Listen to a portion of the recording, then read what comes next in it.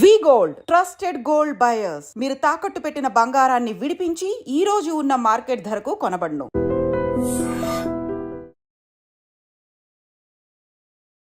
Hi, hello, namaste, welcome back to iDream Media. ఈరోజు మనతో ఉన్నారు doctor Ramesh Kaneganti garu, great grand son of Kaneganti Hanumantharao garu, అలాగే founder and director of centre for human security studies.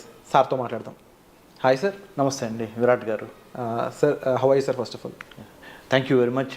Yeah, it's pleasure coming back to iDream again. Thank you, sir. We used to do a lot of programs in the past. It's our pleasure too, sir. And ఈ రోజు ఎపిసోడ్లో ముఖ్యంగా F1 ఏదైతే students visa సంబంధించిన procedure ఉంటుందో అక్కడి నుంచి H1కి సంబంధించి ఏదైతే ట్రాన్సిషన్ అవుతూ ఉంటారో ఆ ప్రొసీజర్ గురించి కాస్త బ్రీఫ్గా ఎక్స్ప్లెయిన్ చేస్తారు. తప్పకుండా అండి.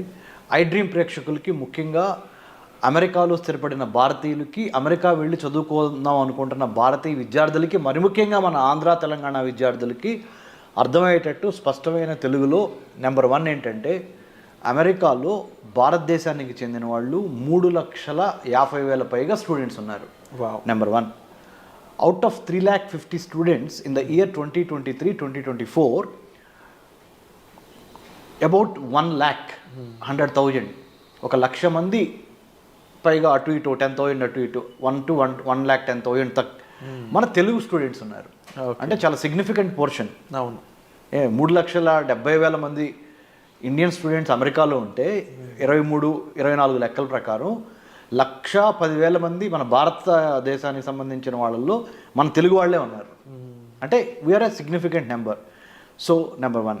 నెంబర్ 2, మొత్తము యునైటెడ్ స్టేట్స్ ఆఫ్ అమెరికాలో 1789లో 1789 United States of America first American president George Washington నుంచి today the 47th president of the United States of America Donald Trump. అంటే 1789 నుంచి ఇవాళ వరకు అమెరికా దేశం యొక్క వయసు, the age of United States of America, the oldest democracy in the modern times, is about 240+ years. 240+ years. India being the largest democracy on the planet earth, ప్రపంచంలో అతిపెద్ద ప్రజాస్వామ్య దేశం మన భారతదేశం. సో 2 ప్రజాస్వామ్యాల కలయిక భారతదేశము, United States of America, US.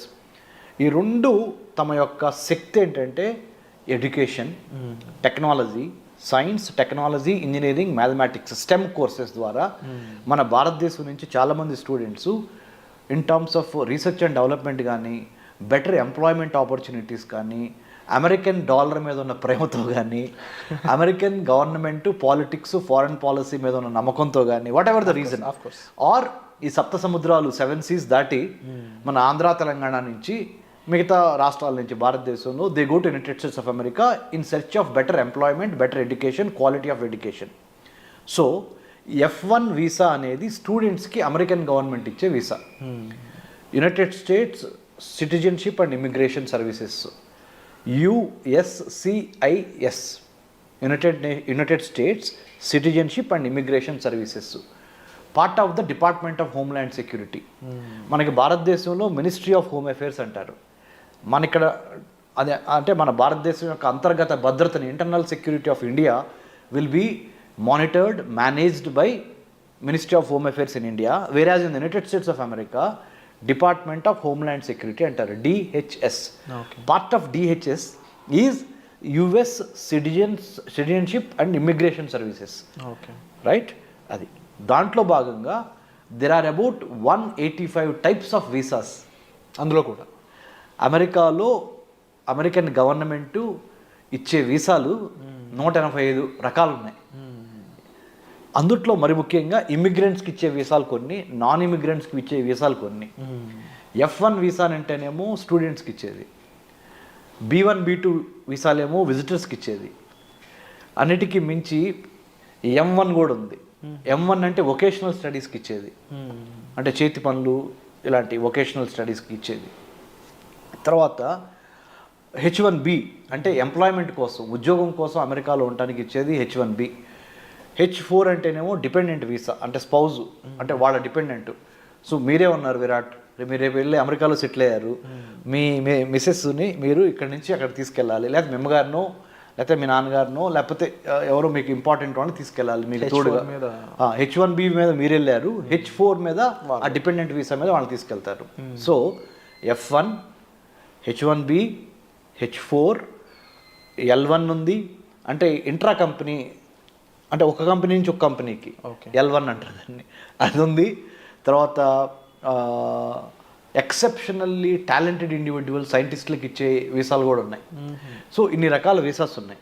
So ఈ వీసాలు ముఖ్యంగా అన్నిటికన్నా ప్రతిరోజు మనం వాడుక భాషలో అందరికీ తెలిసేది, అందరికి ఉపయోగపడేది ఏంటి, F1 to H1B, student visa నుంచి వర్క్ వీసా. స్టూడెంట్ వీసా నుంచి వర్క్ వీసా. ఒక స్టూడెంట్గా GRE TOEFL రాసి యునైటెడ్ స్టేట్స్ ఆఫ్ అమెరికాలో MS అడ్మిషన్ తీసుకొని, లేకపోతే అండర్ గ్రాడ్యుయేట్ కాలేజీల్లో అడ్మిషన్ తీసుకొని అమెరికన్ కాలేజ్ టెస్ట్ ద్వారా కానీ, స్కాలస్టిక్ యాప్టిట్యూడ్ టెస్ట్ అంటారు SAT ద్వారా కానీ, అండర్ గ్రాడ్యుయేషన్లో అంటే డిగ్రీ కోసం వెళ్తేనేమో ACT కానీ SAT కానీ పాస్ అయ్యి డిగ్రీ కోర్సులో జాయిన్ అవుతారు. పోస్ట్ గ్రాడ్యుయేషన్ కోసం వెళ్తే అంటే MS మాస్టర్ ఆఫ్ సైన్స్కి వెళ్తే GRE కానీ TOEFL కానీ రాసి వెళ్ళాలి. వెళ్ళిన తర్వాత దేని మీద వెళ్తారు, ఏ వీసా మీద, F1 వీసా మీద వెళ్తారు. F1 చదువుకుంటా అంటే స్టూడెంట్ వీసా తీసుకొని చదువుకుంటా మీ MS అయిపోయే లోపల మీరు ఏదన్నా ఒక కంపెనీని హైలైట్ చేసుకొని, ఎగ్జాంపుల్ చెప్తున్నా, HCL, Infosys, Microsoft, Google, Tesla, you take any company in the United states, Facebook or Meta, if you wanted to get employment after your MS, you have to file for you have to find an employer, అంటే నీకు ఉద్యోగం ఇచ్చేవాడిని ఎత్తుక్కోవాలి. he has to sponsor you the H1B abiding by the law of the land of the United States, right? This is one way of going. The other way of going is, మీరు ఆంధ్రాలోనో ఆదిలాబాద్లోనో ఉన్నారనుకుందాం, ఆంధ్రప్రదేశ్లోనో తెలంగాణ రాష్ట్రంలో ఉన్నారు. ఇక్కడి నుంచి America వెళ్ళి ఉద్యోగం చేద్దాం అనుకున్నారు, ఇక్కడ బీటెక్ ఎంటెక్ అయిపోయిన తర్వాత, right? You have to find one employer there. అంటే నీకు ఉద్యోగం ఇచ్చే ఒక కంపెనీకి మీరు రాయాలి, మీ ప్రొఫైల్ నచ్చాలి, వాళ్ళు ఇంటర్వ్యూ పెడతారు, సెలెక్ట్ అవ్వాలి. మీరు సెలెక్ట్ అయితే వాళ్ళు మీకు H1B ద్వారా దే విల్ స్పాన్సర్ యూ.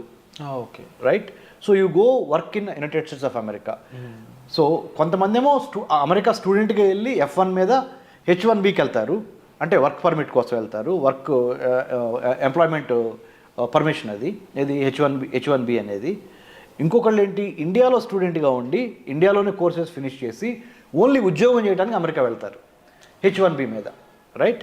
ఈ H1B వీసా కోట భారతదేశానికి ఒక 65,000 నుంచి 85,000 వరకు భారతదేశం నుంచి ప్రతి సంవత్సరం ఒక 65,000 నుంచి 80,000 మధ్య skilled and semi skilled workers, ముఖ్యంగా skilled workers from STEM courses, science, technology, engineering, mathematics నుంచి సెలెక్ట్ అయ్యి IT తదితర రంగాల్లో పనిచేయడానికి అక్కడ అమెరికాలో సాఫ్ట్వేర్ ఇండస్ట్రీలో 65,000 నుంచి 85,000 మందికి లాటరీ చిట్ ద్వారా అమెరికాలో H1B తీసుకొని అక్కడ ఎంప్లాయ్మెంటు, డాలర్ డ్రీమ్స్, మంచి హోదా, మంచి ఉద్యోగం అక్కడికి వస్తుంది.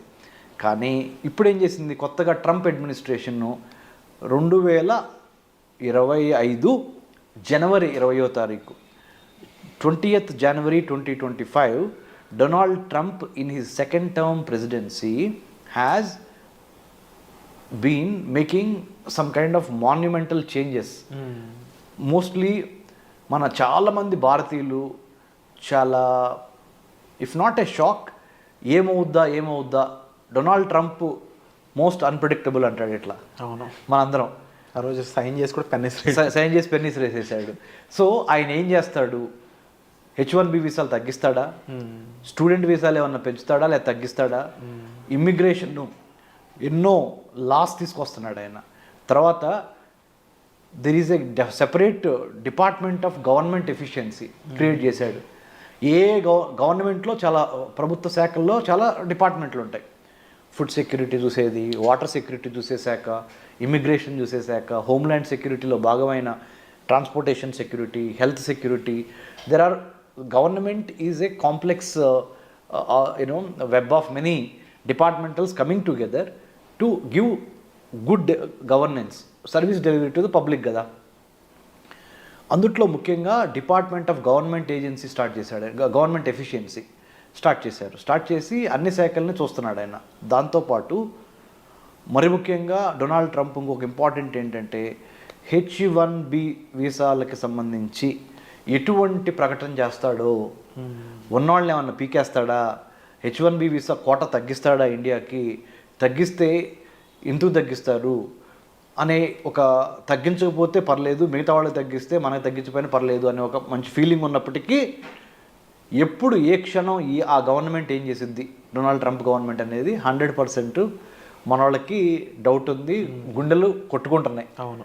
ఎందుకు ఎన్నో లక్షలు పెట్టి అమెరికాలో చదువుకొని వెళ్తాం ఒక ఎత్తు అయితే, అక్కడ ఎంప్లాయ్మెంట్ తీసుకోవడం రెండో స్టెప్ అయితే, కొంతమంది ఇండియా నుంచి డైరెక్ట్గా మన ఆంధ్ర తెలంగాణ నుంచి ఇక్కడ యూజీ పీజీ చదువుకున్న తర్వాత under graduation post graduation America వెళ్ళి అమెరికాలో జాబ్ చేయాలనేది ఒక ప్రివిలేజ్గా, ఒక గొప్ప సక్సెస్గా, ఒక గొప్ప అచీవ్మెంట్గా, అంటే ఒక సంతోషదాయకమైన విషయంగా ఆ కుటుంబం పరువు ప్రతిష్టలు పెరుగుతాయి, ఆర్థిక అభివృద్ధి జరుగుద్ది అనే డాలర్ డ్రీమ్స్ మన వాళ్ళకి చాలా ఉన్నాయి.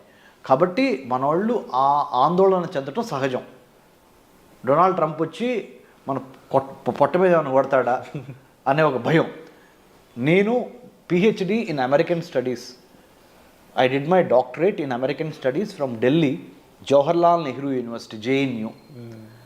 అంటే అమెరికన్ గవర్నమెంట్ పాలిటిక్స్ ఫారెన్ పాలసీలో డాక్టరేట్ చేశాను. I'm the only Telugu who have done a PhD in American studies from that particular department, School of International Studies, JNU. తర్వాత ఇజ్రాయెల్లో కూడా చదువుకున్నాను సెక్యూరిటీ స్టడీస్ మీద పోస్ట్ డాక్టరేట్. అంటే రీసెర్చ్ చేసి చెప్తున్నా. Centre for human security studies మా సంస్థ, అందులో 30 to 40 IAS IPS ఆఫీసర్స్ ఉన్నారు, చాలామంది టెక్నోక్రాట్స్ ఉన్నారు. రీసెంట్గా కూడా మా సంస్థని స్టాన్ఫోర్డ్ యూనివర్సిటీ సెలెక్ట్ చేసింది. Artificial intelligence for human security, మానవ రక్షణ కోసం కృత్రిమ మేధస్సుని ఏ విధంగా వాడాలి, ప్రభుత్వాలు beat the central government or state government, how should we write A AI policy, how should we include ethical, legal, moral, cultural, historical, sociological, political, religious values into AI policy when government gives అనే దాని మీద వెళ్ళొచ్చాను. కాబట్టి నేను research చేసి చెప్తున్నాను. ఆంధ్ర తెలంగాణ ప్రజలకి, ముఖ్యంగా స్టూడెంట్స్కి అమెరికా వెళ్ళటానికి ఎటువంటి ఇబ్బంది ఉండదు ట్రంప్ ప్రెసిడెన్సీలో. ఎందుకు అంటే Trump usually likes meritorious students, skilled people, meritorious people, legally binding people. అంటే చట్ట వ్యతిరేకమైన తప్పుడు పనులు చేయకుండా చట్టానికి అనుగుణంగా, if you are a law abider, if you follow law, if you follow proper rules and regulations, United States of America is welcoming Indian students, more so students from Andhra and Telangana, because మనోళ్ళు తురుంకాన్లు science, technology, engineering, మ్యాథమెటిక్స్లో. So America needs the talented youth from the state of Telangana, from the state of Andhra Pradesh. So don't worry about your student visas, it will be increased in the days to come. Don't worry about your H1B visas, you will get maximum number of H1B visas in the days to come.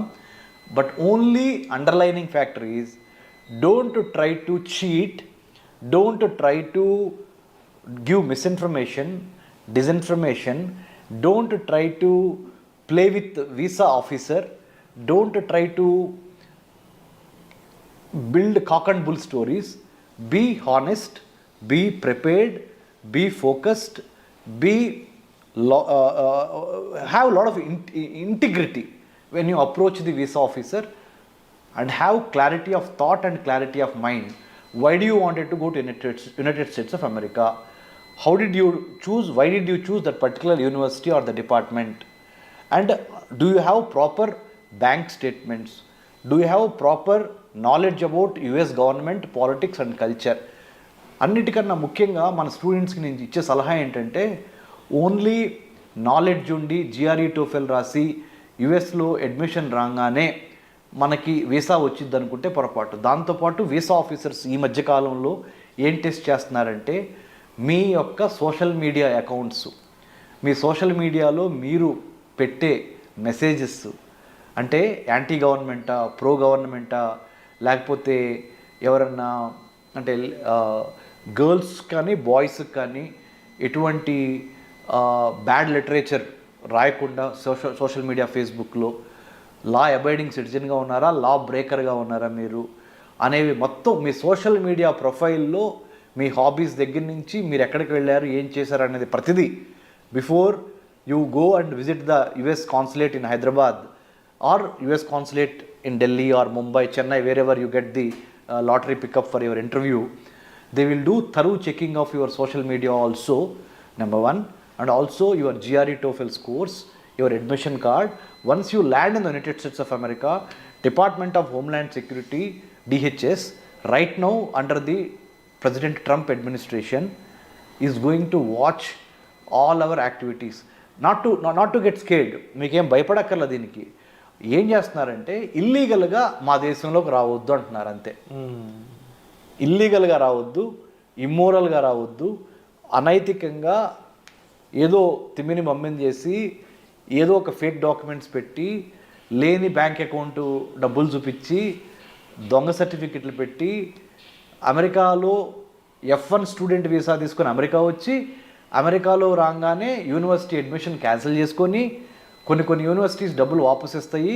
ఆ డబ్బులు తీసుకొని అక్కడ బిజినెస్లు పెట్టుకొని లేకపోతే అక్కడ ఏదైనా హోటల్స్లో తెలియకుండా పనిచేద్దామనో, పార్లర్లో పనిచేద్దామనో, పెట్రోల్ బంక్లో పనిచేద్దామనో, స్టోర్ హౌసెస్లో పనిచేద్దామనో, వేర్ హౌసెస్లో పనిచేద్దామనో ఇలా చెయ్యొద్దు.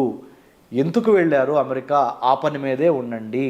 ఎందుకంటే under the president Trump administration, the whole government of the United States of America is more observant, more watchful, more careful, more strict about how you behave in their country.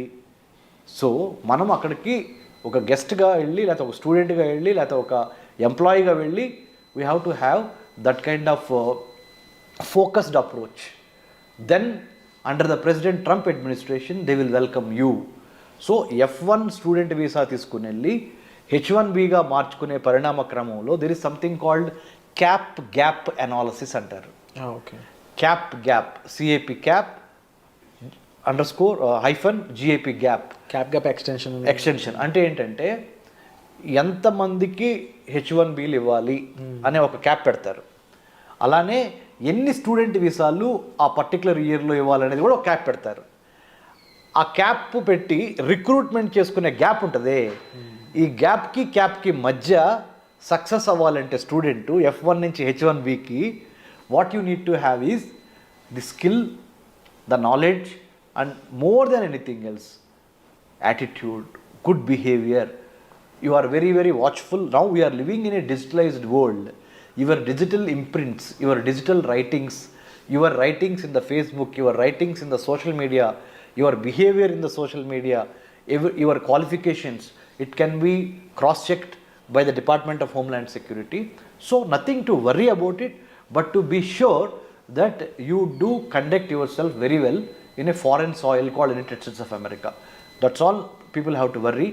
If you are a genuine student, if you have genuine reasons to study in United States of America, if your documents are genuine, both bank documents and your academic certificates and internship. One more important suggestion through iDream I would like to give Mr. Virat sir is United States of American education system demands not only academic record of getting good scores but also conduct. internship means work, apprenticeship అంటారు, internship. Okay. అంటే చదువుతో పాటుగా పరిశ్రమల్లో పనిచేసి real time knowledge, practical exposure. Theory ఒకటి, Indian students are very good with theory but in American government or American colleges and universities they think along with the theory, along with your academic brilliance, you should possess how to do the practical hands-on training experiences of internship. In hand experiences అని ఉండవు. ఆ internship ఇవ్వడానికి కూడా మా Centre for human security Studies తరపున we are in road number 25 Jubilee Hills with in the doctor MCR HRD institute where we give. Centre for human security Studies is a not for profit think tank. We do train students going abroad about the etiquette అంటే మన వ్యవహార, how we behave.